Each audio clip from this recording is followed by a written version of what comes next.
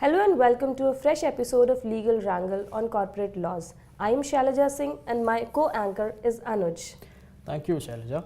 Looking back on the recent highlights in corporate laws, for today's episode, we have selected 3 decisions touching upon the issues of difference between workman and officer, design and trademark, and the quantum of penalty imposed under the SEBI Act. Let us begin with our first case. The issue in this case revolved around the nomination of Director of the Bank of India.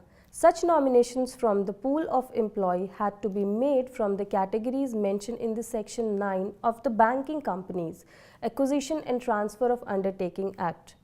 More specifically, the issue was with respect to Clause 3 of the Nationalized Bank Management and Miscellaneous Provisions Scheme 1970. And whether the disqualification categories under such clause for workmen employees was discriminatory and constitutionally invalid. The same question was put before the High Court, which then affirmed the validity of the clause. The scheme of 1970 was framed by the central government to carry out the provisions of the Banking Companies Acquisition and Transfer of Undertakings Act. Chapter 2 of this scheme contains Clause 3, Subclause 2, Subclause 3, which deals with disqualification of an employee to be nominated as a director. The Clause E and F of Section 9 contains 2 categories of employee to be considered for the post of director. One is of workman employee and second is of officer employees. Clause 3 of this scheme deals with the disqualification of only workman employees from the director position. Such grounds of disqualification were only in respect of workmen and not for officers. Therefore, the appellant, which is a staff union of the employee working in Bank of India, contended that there was no rationale providing to different types of disqualification for workers employee and officer employee. This discrimination was against the spirit of Article 14 of the Constitution. The court found the issue against the appellant and upheld the validity of the clause. The court held that upon reading Clause E and F of subsection 3 of Section 9 would make it clear that both the categories of employees are different. It is for the legislature to decide as to what qualifications and disqualifications should be prescribed for various categories of the employees for their nomination for the post of director. There lies a distinction between the worker and the officer. The worker is defined under Section 2 of the Industrial Dispute Act 1947, and whereas the officer is not governed by the Industrial Dispute Act but is governed by separate service rules. Therefore, both categories of employee cannot be equated nor be placed at par for providing equal qualification and disqualification parameter for their nominations as director in the board of directors. Reliance on Article 14 is misplaced because this case was not about 2 equals but among unequals. The nominee workman employee and only a right under the Act to be appointed as director from the category contained in Clause E of subsection 3 of Section 9, provided the concerned nominee whose name is recommended by the union fulfill the qualification laid down in subclause 2 of Clause 3 of this scheme but not beyond it. Now let's move on to the next case. In this case, the Apex Court addressed the question of repugnancy between Section 15J and Section 15A and HA of the SEBI Act. Section 15J deals with the factors that are to be paid attention to by the adjudicating officer for imposing penalty, while Sections 15A to 15HA are penalty provisions.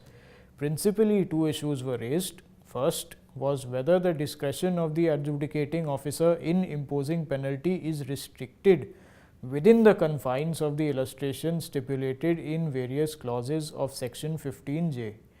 And the second issue was whether such discretion under Section 15J is eclipsed by the penalty provisions contained in Section 15H to Section 15HA. The fact in short was that the appellant were found guilty on indulging into synchronized and reversal trade. The penalty imposed by the adjudicating authority, SEBI, was affirmed by the SAT, answering both the questions in favor of the legislative intent behind the enactment and dismissing all the appeals. The Apex Court held that there was neither any repugnancy between sections 15J and 15H, nor the adjudicating officer was chained to act only as per the illustrative clause of section 15J. The provisions of section 15J are only illustrative in nature and should only be taken into account during similar circumstances. They are not exhaustive. This means that there can be other circumstances beyond the illustrations. The adjudicating officer is not precluded in law from considering additional circumstances while deciding the quantum of penalty. The intention of the legislature was not to give a narrow interpretation. Thus, there can be circumstances beyond those enumerated by clauses of section 15J under which the adjudicating officer can determine the quantum of penalty. Elaborating further on the question of repugnancy, the court provided that section 15H to 15HA have to be read along with section 15J in a manner to avoid any inconsistency or repugnancy. It was observed that there must be attempt to avoid conflict and head-on clash and construe the said provisions harmoniously.